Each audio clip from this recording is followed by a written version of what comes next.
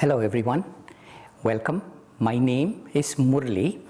I serve here at Ananda, Washington. I was born in India, I was brought up in Bangalore, and I come from a family of storytellers. Both of my brothers narrated stories in temples in the old way. They built narrative pictures, and often they were the stories of Ramayana, the Mahabharata, and Krishna, and things like that. So from a very young age, I have been either involved in this or doing this myself.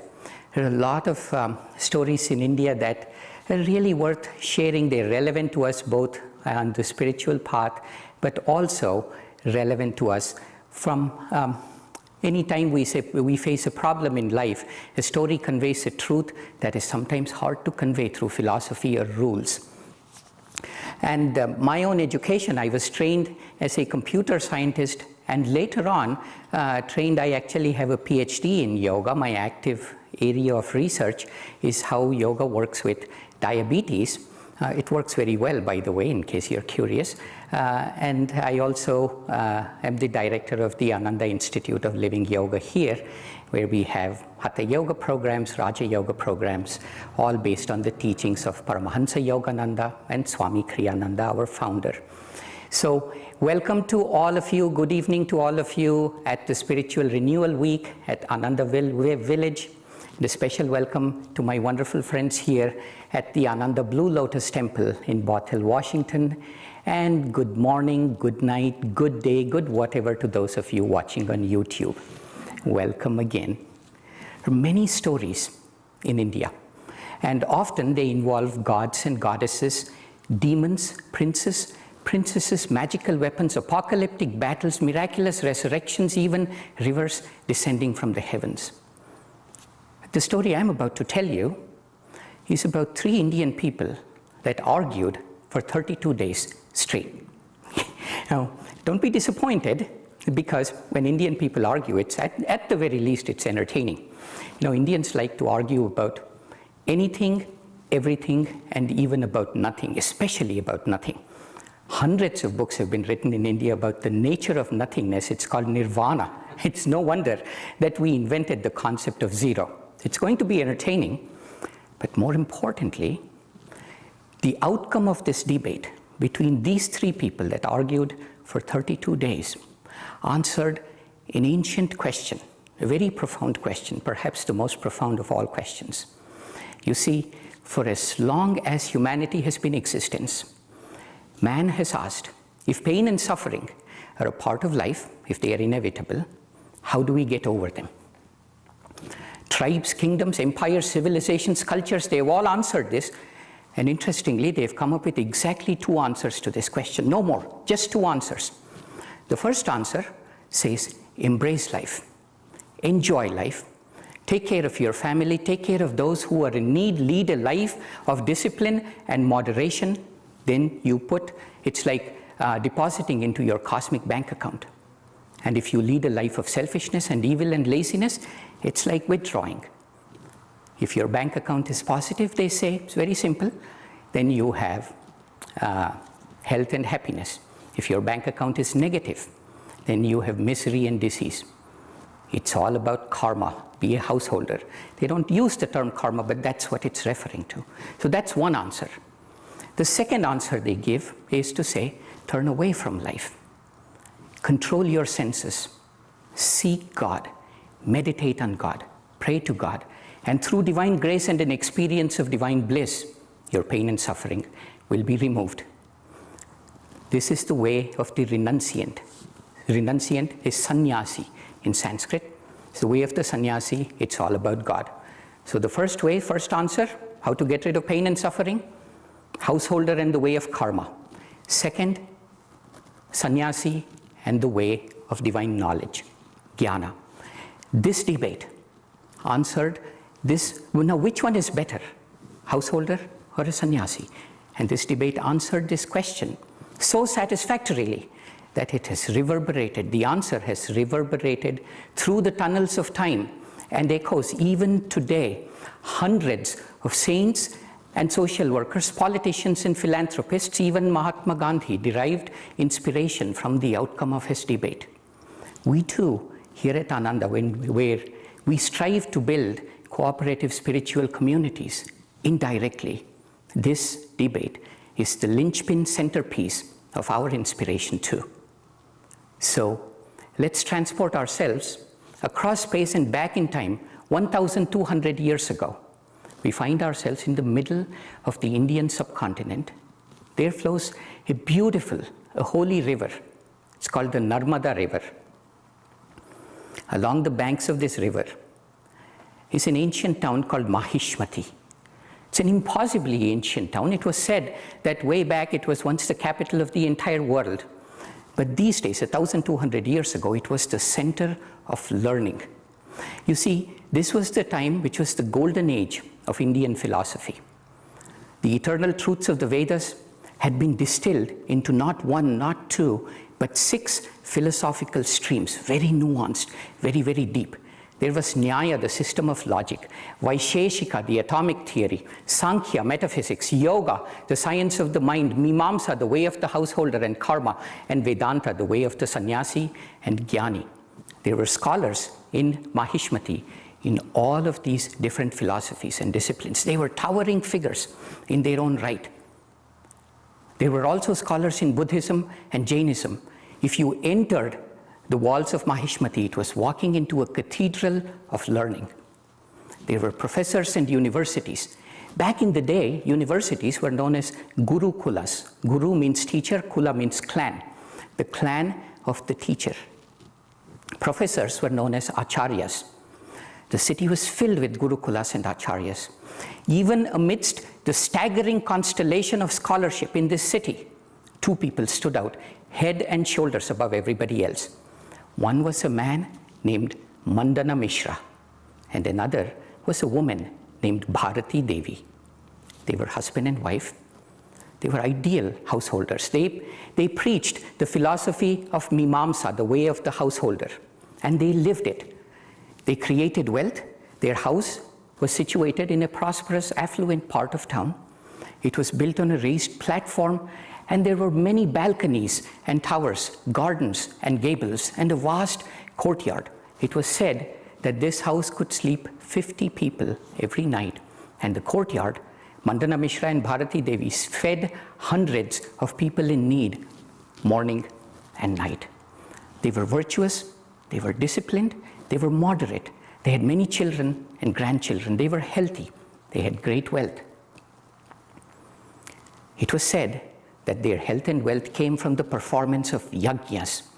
Yajnas are ancient Vedic fire rituals done to propitiate gods. When I say gods, don't think about the god, but think about them as elemental powers, like the god of the power of the wind, the power of water, the power of thunder, the power of rain, and the power of fire, and so on. So when through the yajnas, when you gave offerings to them, the gods in return gave you health, wealth, and prosperity. Mandana Mishra, Bharati Devi, in the ancient city of Mahishmati, great towering giants of scholarship. One day, outside of their great house, it was a little past noon, say around 1 o'clock. It was a hot day. It's always sunny in India.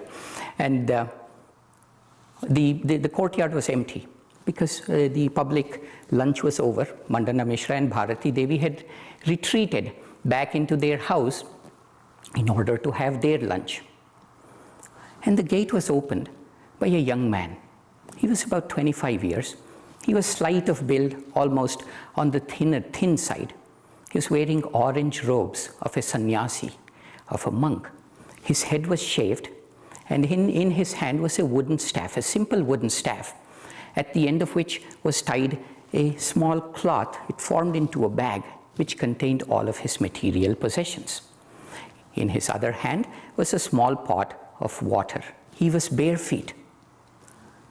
His eyes, it seemed, when they looked at you, they scanned your soul and immediately went to that spot, that corner of your soul which was filled with regrets or anger or loneliness or sorrow, and made you feel better.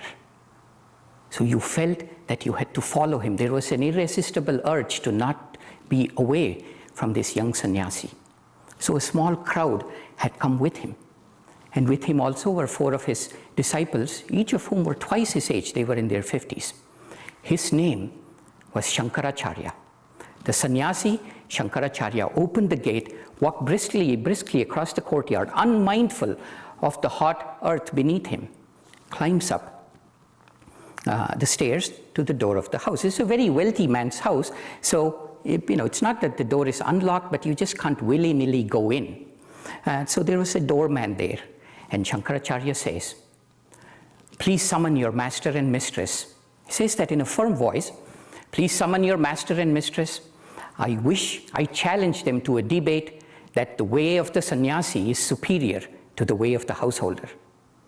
What a thing to say. Normally you'd be ridiculed if you said something like that. You see, these were people of great scholarship, and they were probably the wealthiest people in town. Think of them as the combination of Dr. Fauci and Bill Gates. You don't walk up to the house of a person like that and say, "I challenge you," saying my way is superior to yours.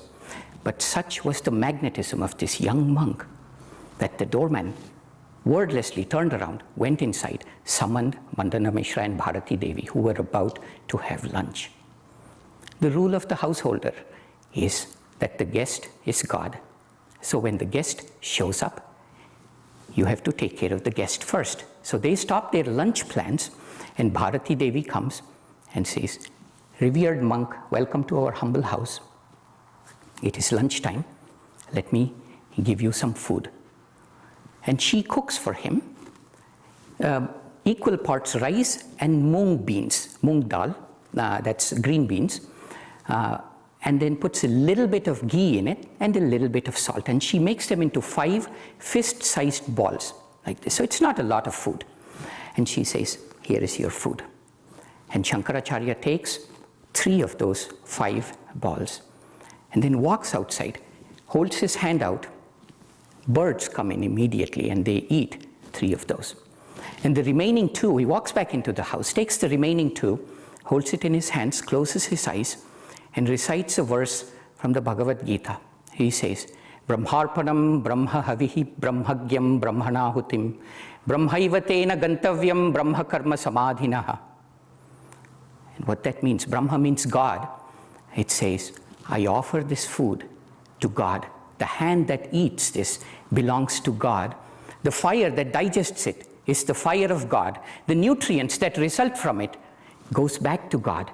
In this way, if my every action is offered back to God, one day will I not see you, my Lord. Let that be soon. So he says that, and then very quickly, just 2 fist-sized balls, and he eats them and drinks a little bit of water from his water pot. That is his lunch. That is also his dinner. This is all he gets to eat. See, if you're thinking about becoming a monk or a renunciant, let me tell you the facts of life. These guys lead a very hard life. They're not allowed to cook in their own home. They're not allowed to even have a home. They go out, and if somebody gives them food, they eat, and if they don't eat. It's as simple as that. And when they give them food, whatever food they give, 3/5, 60% has to be offered to other creatures in God's creation. Only 2/5 is what you get to eat. And this is it. So that's what Shankaracharya did. His simple meal over, and the guest being treated. Now Mandana Mishra sits and says, "Young monk, tell me the reason why your holy feet have graced my humble house today." And Shankaracharya looks at him and says, "Revered Acharya, O great scholar, your fame has spread far and wide throughout the country. You are regarded as the greatest authority on Mimamsa, the way of the householder, and Yagyas, fire ceremonies. I believe in Vedanta. I believe that the way out of pain and suffering is to turn away from life, renounce everything, and wait for divine wisdom to dawn. I believe my way is superior. I wish to debate with you on this topic. I challenge you to a debate." Now, Mandana Mishra, he's a little disdainful of sannyasis. He thinks they're a burden on society, that they don't do much. They just come in, take some food, and who knows what they do. Whereas he created wealth, he created a family, he takes care of the needy. But the crowd that had gathered outside had already heard the challenge, so he can't say no. Furthermore, Shankaracharya is no ordinary monk. He is regarded as the greatest spiritual genius. He's only 25. He's already written books that are changing the way people think about God. He has toured the length and breadth of India. This was before trains or there were horses, but he as a renunciant, he's walked the length and breadth of India, spreading his message. So he is no ordinary monk. So Mandana Mishra thinks, let me put an end to this once and for all. I will debate him and be done with this and show that my way is superior. Yes, he agrees. And the debate is arranged. Word goes out in town. The great Shankaracharya and the great Mandana Mishra, the two giants of philosophy, are debating with each other. And so they build a stage in the courtyard itself, because it's a vast courtyard. And on the left and right of the stage, there are seats set up. Shankaracharya on one side, Mandana Mishra on the other, seats for 4 of their principal disciples. Behind and at the very center on a raised platform is a seat for the judge. Back in those days, debates didn't need moderators. There was nothing to moderate. People were expected to be civil and nice to each other, well-behaved, never raise their voices, and only debate the issues, not any ad hominem personal attacks. They were not allowed. And they were supposed to answer the question. You couldn't just give a pat answer no matter what the question was, unlike some of the debates that we see today. So moderators were not required, but judge was. You know why? Because every debate had to have an outcome. It's a debate, it's not an argument. So, but who would have the competence to judge the giant of Mimamsa, Mandana Mishra, and the giant of Vedanta, Shankaracharya? Who could that be? The crowd of scholars that had gathered in the courtyard, they are unanimous. They know who it is. They look at Bharati Devi and say, Mother, you have been like the goddess Lakshmi to all of us. You have fed us. You have asked after our welfare. But you are one of the greatest scholars, not just on Mimamsa, not just on Vedanta, but on all philosophical systems. You are the only one competent enough to judge who won and who lost. She accepts humbly. And the debate date is set.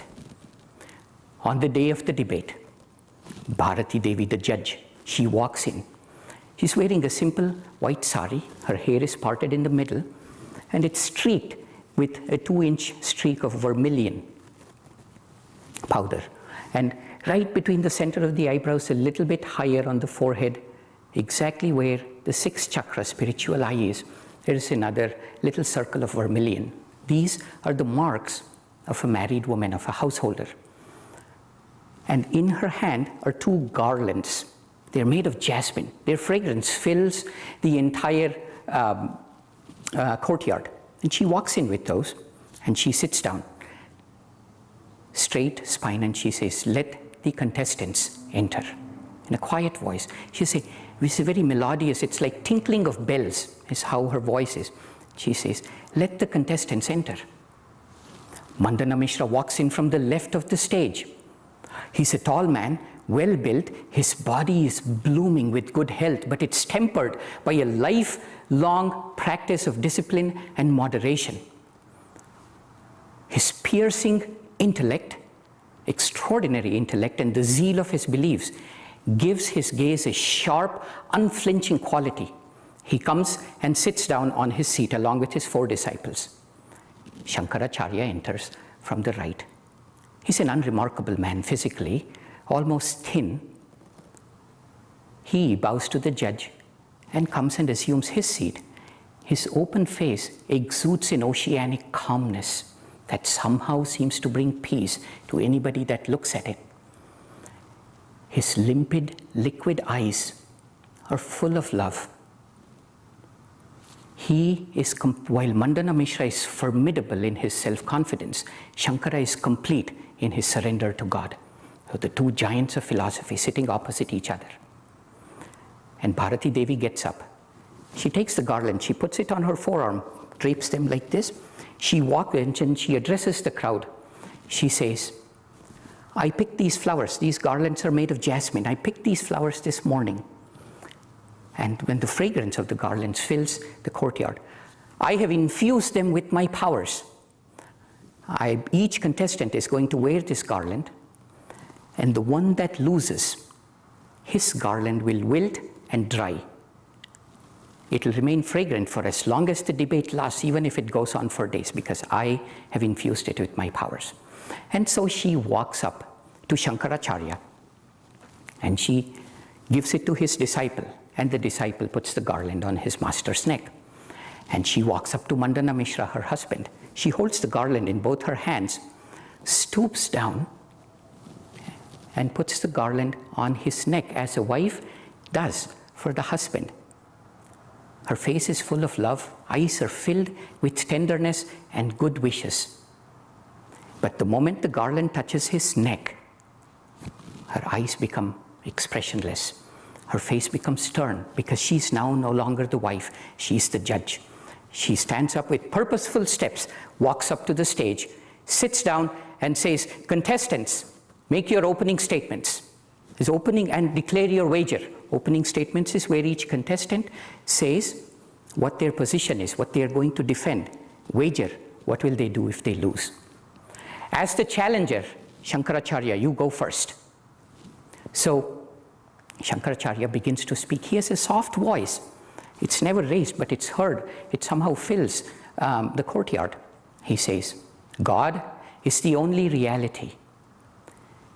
When we turn away from all material pursuits and seek God to the exclusion of all else, we begin to glimpse God's presence. We begin to understand God's essence. And eventually, we will experience God as Satchidanandam, ever existing, ever new, in bliss. And in this moment of divine ecstasy, the veil of Maya, delusion, falls away, the universe disappears, and the soul declares, Aham Brahmasmi, I am the divine. And in this rising tide of infinite joy and bliss, pain and suffering are washed away.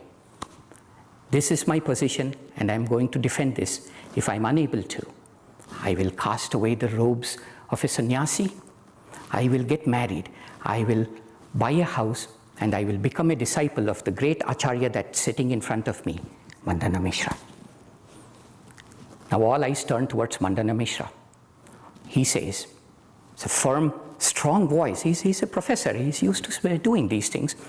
He says, man's destiny is determined by his actions, and his actions alone, nothing else.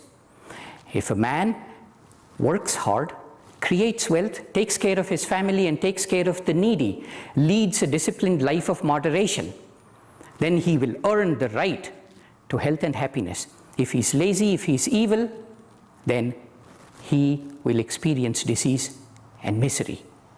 It is only by unflinching devotion to duty, the performance of yajnas, and a life of virtue that pain and suffering can be eliminated. This is my position. If I am unable to defend this, then he spreads his hands as if to encompass everything in front of him. He says, then I shall renounce my family, my children, my grandchildren, all my wealth, and I will become a disciple of this young monk, Shankaracharya, who sits in front of me. What a wager. And now, Bharati Devi says in her mellifluous voice, let the debate begin. Mandana Mishra is ready right off the bat. He says, young monk, you said, God is the only reality. I believe in what I see. I don't see God. I have never seen God. I don't know of anybody that has seen God. On the other hand, you said the entire universe is a delusion, doesn't exist. I see my family. I see the house that I built for them. I see the hundreds of people that I feed every day. You ask me to believe that what I see is unreal and what I don't see is real. How is this possible? The crowd nods. What a great point. Shankaracharya is ready. In a soft tone, he says, oh, great Acharya, great scholar, You have made a good point. But the eyes don't always perceive what is real. There is air all around you, but do you see it? Do you believe that the air is not real? And he goes on. Whatever the eye sees is not always true. I see your shadow right this moment. Is your shadow real? Out in the desert, there is a mirage. I see water. Is that real? Go beyond the senses, O Great One, and perceive a reality that is far bigger. Mandana Mishra is nodding his head. This is an abstruse branch of philosophy known as epistemology, the sources of truth. Mandana Mishra is an expert on this. He has written not one but 2 textbooks on this topic. You can buy it even today. I have them on my bookshelf. So he is ready. His rebuttal is immediate and is precise and cutting. He says that I know by experience that the shadow is not real because I have to touch it and there is nothing there. I know by repeated mistakes that there is no water in the desert, even though I might see it as a mirage. And I don't see the air, but I feel the wind, the hurricane, the typhoon, and the cyclone, so I know that air exists. What I don't see, I can infer, I can use logic. I don't need to see the fire. If I see smoke in the distance and there are trees, I know there is fire. So by inference and logic, I verify what I see. Can you prove to me, young monk, that God exists? I will accept it. And with that, he fixes Shankara with a piercing gaze that can only come from decades of study and experience and extraordinary confidence. Shankara meets his gaze, stares back unblinkingly for a moment with his large, peaceful eyes. Then he continues with the same soft tone, but now there is more resonance in it. And he declares, Ishvara asiddhaha, God cannot be proven. Mandana Mishra looks at him, raises an eyebrow as if mocking him, says, that's as if saying, he doesn't say it, but it's as if he says, that's convenient, isn't it? You can't see it, you can't prove it, there's nothing to argue. But he doesn't say it. And Shankaracharya meets him, stares him down for just another moment, and then he says, God is neither an object nor a concept. If God was an object, you could see it, smell it, taste it, and so on. If God were a concept, we could debate it and prove. God instead is an experience. The wise ones call it anubhava. A man wears a heavy, valuable golden necklace around his throat, and he searches frantically everywhere for it. But he doesn't find it because it's already on him. He says, God is like that, O Mandana Mishra. Don't look for him outside. It's the mind that perceives. It's the intellect, buddhi, that analyzes. Don't look for him in either place. Look for him in the stillness of your heart. He's already in there. Find him there. Now the crowd, who were so far on Mandana Mishra's side, he had the home court advantage. He was the local city boy. Now are beginning to get swayed by the arguments of this dynamic, charismatic young sannyasi. His simple arguments resonate with them. And so this way the debate proceeds. They peel the Indian philosophy like layers of an onion, laying it bare. But soon it's the end of the day. So the debate adjourns. Shankaracharya leaves the podium. He cannot stay in a house. He cannot cross a threshold in order to sleep. So he goes to an ancient temple on the outskirts of Mahishmati, and he finds a tree, places his staff, water pot, and his little cloth bag, goes into the Narmada river, bathes in its ice-cold waters, meditates with God, on God, for several hours, and falls asleep. Mandana Mishra and Bharati Devi, they are householders. Their duties never end. Those of you that have been householders, which is most of you, you know, no matter what's going on, some things have to be done. They feed 100 people just like they do every day after this debate. And they don't talk to each other. They cannot. They maintain a vow of silence because one is the judge and the other is a contestant. They don't even look at each other lest some unintended communication happen that way. They go through all of their householder duties, have a simple meal, and turn their backs to each other and fall asleep. Now the next day, at exactly 7:36 a.m., the debate begins. 7:36 a.m., what's so special, you ask? Indian calendar, daily calendar, is divided into hours of 48 minutes each. They are called muhurtas. The third hour after sunrise, which is 48 plus 48, 1 hour and 36 minutes, is the most auspicious muhurta to begin such things. It's called the muhurta of Mitra. It's the name of the sun.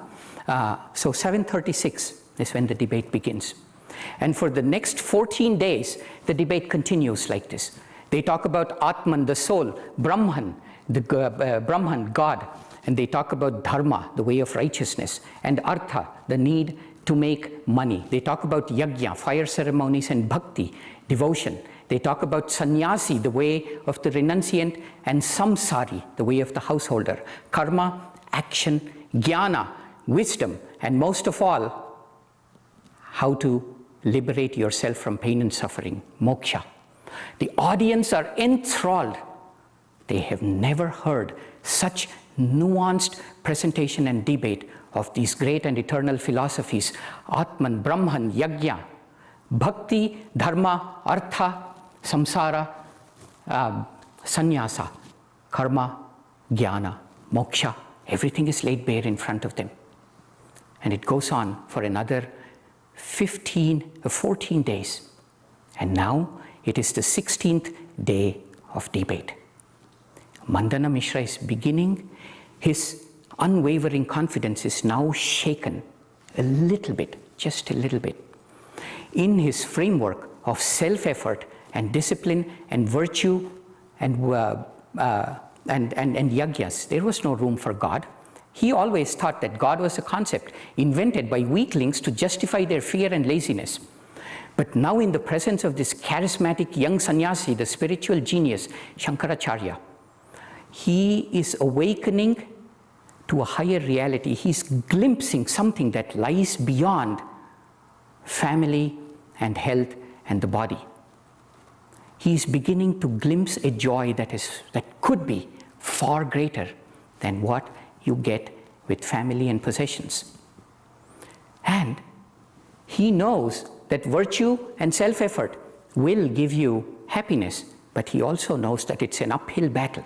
It's so easy to slip from personal experience. It's so easy to slip and slide back into the cesspool of suffering beneath, and so much harder to claw your way back. So he knows even in the system of Mimamsa, help is needed. And he asks himself, could that be God? He wants to find out. He's a man of action. The debate is coming to a climax. The questions are rapid fire now. Mandana Mishra asks, what is the relationship between soul and God, soul and spirit? Shankara answers back. He says they are related in the same way that the sun and its reflection are related. There is only one sun that warms and lights up the entire world, but his reflection can be seen in ponds and lakes and streams and rivers.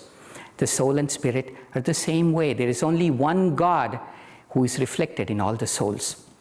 A peace falls into place in Mandana Mishra's mind. And then he says, revered sannyasi, you say that God is omnipresent. He's present in every atom of creation and in every soul. If he's omnipresent, why can't I see him? He cannot let go of that. Why can't I see him? And Shankaracharya looks at him, smiles, and he says, if you take a glass of water, add some salt into it, where is the salt? And Mandana Mishra says, it's dissolved in water. Can you see it? No. Has the salt vanished? No, it's right there. And then Shankaracharya asks, if you take the teeniest sip of salt, of water, will you taste salt? Will you feel it? Mandana Mishra says, of course I feel it. And he says, if I take the glass and pour half of it out, will salt still be there? Yes. If I take the glass and retain only 10 drops of salt water, will the salt still be there?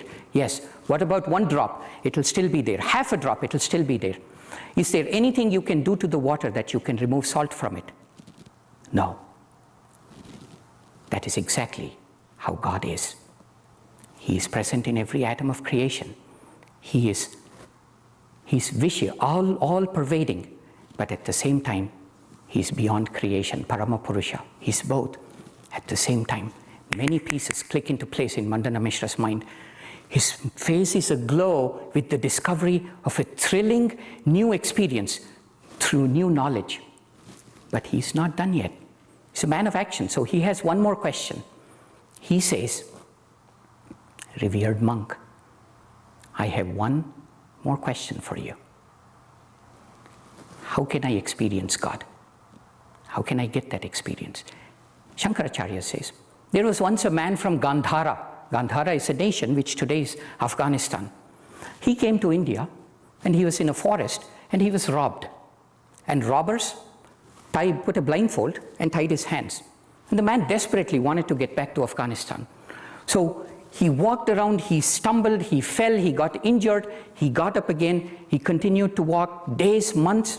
He's unable to find Afghanistan. He has a memory of his hometown. It's getting dimmer and dimmer, but that memory is making him go there. He goes, the air smells like Afghanistan. I'm here, he's joyful. And then the next day, it's gone. And then Shankara says, one day another man comes. He has been to Afghanistan before. He unties this man's blindfold and his hands and says, over there is Afghanistan. And the man goes. That is how you find God, that one day it needs the help of one that already knows where you're going, one that already has been where you're going. It needs the help of another person, of God contact. That is a Sadguru. That is your Guru.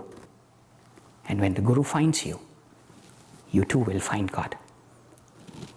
Mandana Mishra is almost ready now. His heart is overflowing with joy because he knows he's found the greatest gem that one can find. But then he still has one more question. He says, young monk, then what about the life of a householder and virtue? Has it all been a waste? Shankara vigorously says, no. In fact, that is the cornerstone of life. It is through actions that we purify the heart. Actions are clarifying. Your life as a householder and having taken care of the needy and lived a virtuous life is what has purified your heart. A pure heart is ready to reflect the light of God. And when the heart is pure, when the disciple is ready, the Guru will come. And Shankara leans forward, and now Mandana Mishra perceives him as something far greater. He's no longer the young monk. And Shankara asks him, Mandana Mishra, Acharya, are you ready? He knows what is being asked of him. His heart overflows with joy that he has found his Guru. And he bows to Shankaracharya, says, yes, Guru Deva, I am ready. Accept me as your disciple. And in that moment, his garland wilts and the flowers drop to the floor like so much potpourri. The crowd gasps. Bharati, the crowd is awestruck by Shankaracharya's brilliance. Mandana Mishra is wonderstruck by his new discovery. But Bharati Devi on the stage is thunderstruck at what just happened. And she thinks about this. She too is swayed by the magnetism and the arguments of Shankaracharya. She cannot deny it. She too feels the thrill of impending God contact. But on the other hand, this has consequences for her. And she feels that her questions too need to be answered. She is Mandana Mishra's wife. It's not his decision to make. So she descends down from the stage, comes to Shankaracharya, bows to him and says, revered sannyasi, I am half of Mandana Mishra's life. It is not yet his to renounce unless you answer my questions too. Lord, will you debate me as well? Shankaracharya thinks about this. He is a sannyasi. In front of him is a woman. He's not even supposed to look up at a woman. How can he sit there and debate with her? But then he realizes the one in the form of a woman is perhaps goddess Saraswati, the goddess of learning herself.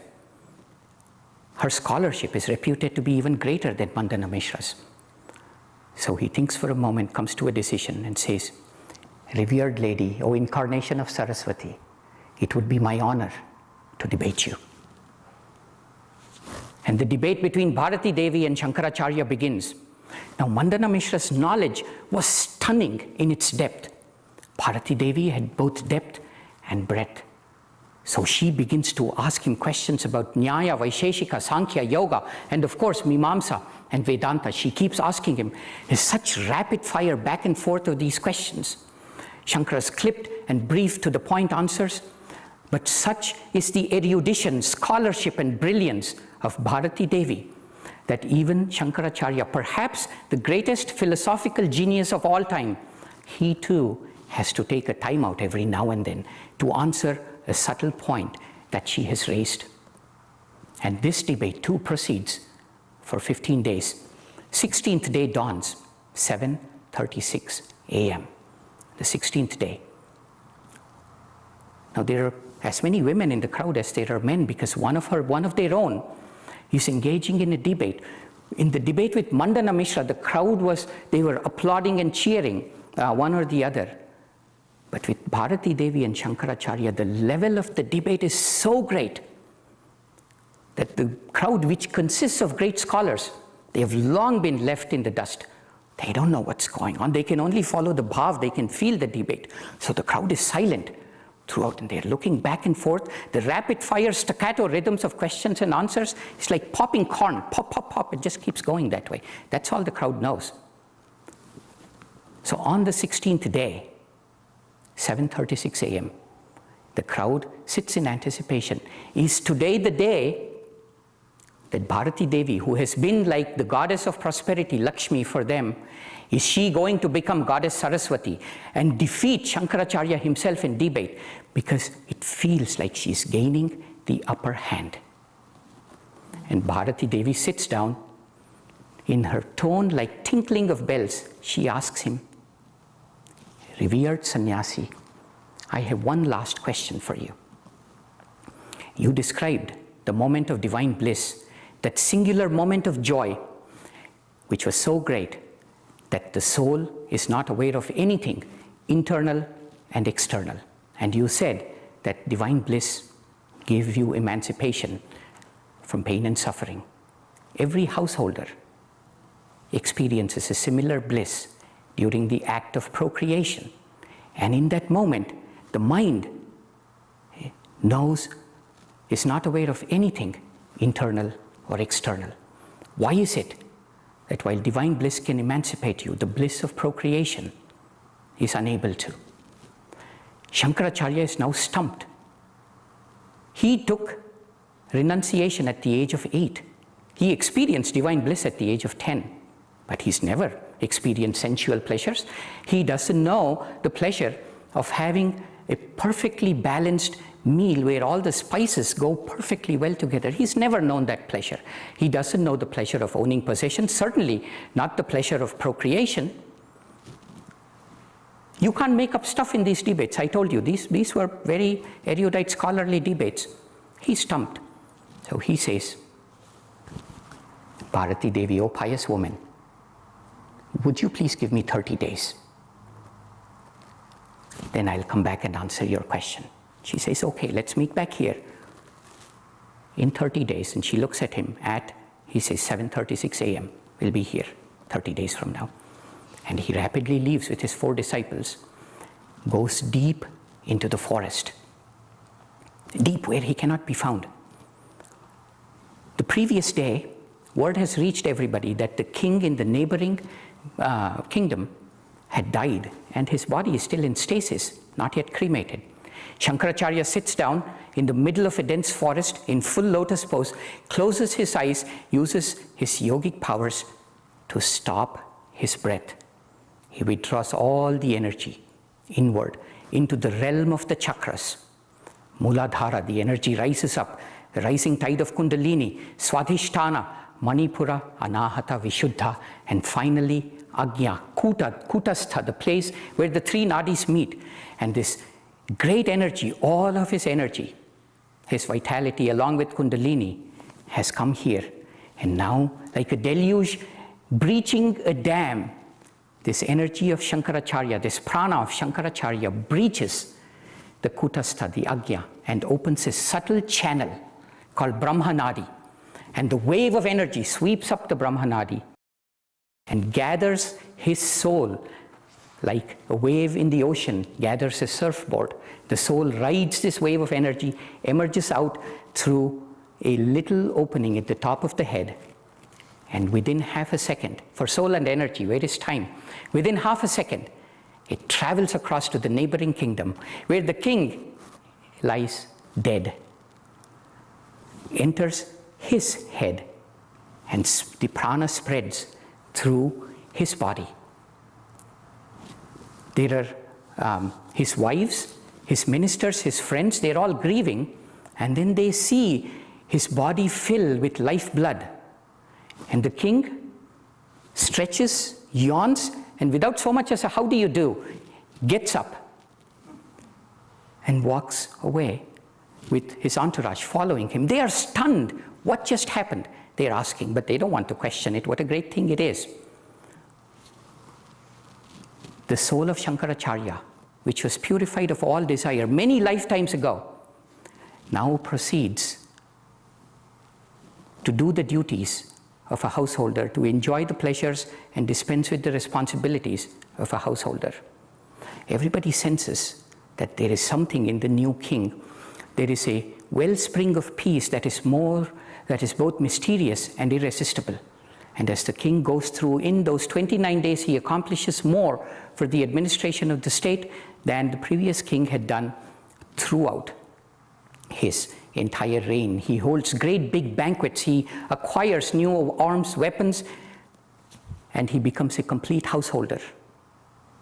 29 days later, one night, he calls all of his closest people, his wives, his children, his ministers and friends, and blesses them as if saying goodbye, lies down, doesn't get up again. This time he's truly dead. Half a second later, Shankaracharya's body, which was sitting in full lotus in the depths of a remote forest, the pasty skin begins to pulse with lifeblood. And a moment later, Shankaracharya's body shudders, and then he wakes up. The disciples are there. They bow to their master, marveling at this extraordinary feat of yogic powers, siddhis. And then Shankaracharya walks back. Next day, 7:36 a.m., the debate begins. Bharati Devi asks him, "Revered sir, do you have an answer to my question?" Shankaracharya says, "O incarnation of Saraswati, I do. Pain and pleasure are a part of life. We indulge in sense pleasures, whether it's a great big banquet or the acquisition of possessions or the pleasure of procreation. We indulge in them to forget the pain. But nothing has changed. At the end of it, the pain is still there. So this pleasure is temporary." Then he says, this pleasure is external. You need somebody else to experience sense pleasures. You need something else. It's dependent on something. Either another person or good health to enjoy good food or money to enjoy possessions. And therefore it is subject to duality. That pleasure brings with it pain. So it's temporary and external. And he says, you say the pleasure of procreation is a singular moment of extreme joy. And I can tell you, at the pleasure of divine bliss is 100, 1,000, 1,000,000 times greater than that. So sense pleasures will not emancipate you because they are temporary, they are limited, and they are external. Divine bliss is the bliss of the soul. It doesn't need anything external. He quotes a verse from the Gita. He says, "Prajahati yada kaman sarvan partha manogathan atmanyeva atmana tushtaha sthita pragnasta dochyate." Prajahati kaman sarvan manogathan. Prajahati means turning your back, giving up, kaman, desires, sarvan manogatan, all of them that have entered the mind, all the desires that have entered the mind, if you turn your back on them. Atmanyeva atmanatushtaha. Atma means soul. The soul finds contentment, atmanyeva. In what? It finds contentment, atmanatushtaha, in itself. The soul finds contentment in itself. That is the moment of divine bliss. It's neither external, nor limited, nor temporary. It is ever existing, ever new, infinite and inherent. And that is why, O pious lady, divine bliss is different from the bliss of procreation or all other sense pleasures. Bharati Devi is satisfied with the answer. And then, but she has one final question. Says, if this were the case, if the way of sannyasa is so much better, then how can life go on? Who will have children? Who will provide the bodies through which we can work out our karma? Won't the world come to an end? Shankaracharya says, no, it doesn't. It's not everybody's dharma to become a sannyasi. Only a few of them have that destiny. For most people, you have to be a householder. But then he says a very important thing. He says, Bharati Devi, be like the lotus leaf. When it rains on a lotus leaf, the lotus leaf doesn't get wet. Why? Because water slides off the lotus leaf. Be like that. Go through life's experiences. Let it rain on you, both pleasure and pain, but be undisturbed by it. And he continues on. Be like the wind. The wind carries the stink of manure and the fragrance of a rose, but it itself is unaffected. And in that way, be a channel for life's experiences, but maintain an inner separation. It is that inner renunciation that is the key to emancipation. So be a sannyasi even while a samsari, while some people can be a sannyasi and dedicate their lives. And this is how the world goes on. Bharati Devi, Mandana Mishra, who was sleeping on the threshold because his status was unclear, whether he was a renunciant or not. He was just there, silently, sitting at the feet of his guru. They both fall at Shankaracharya's feet, accept his blessings. And so ended.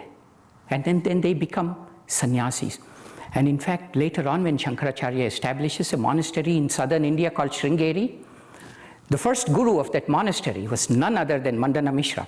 And even today, you can find a sanctuary to Bharati Devi right there in the precincts of the temple, front and center.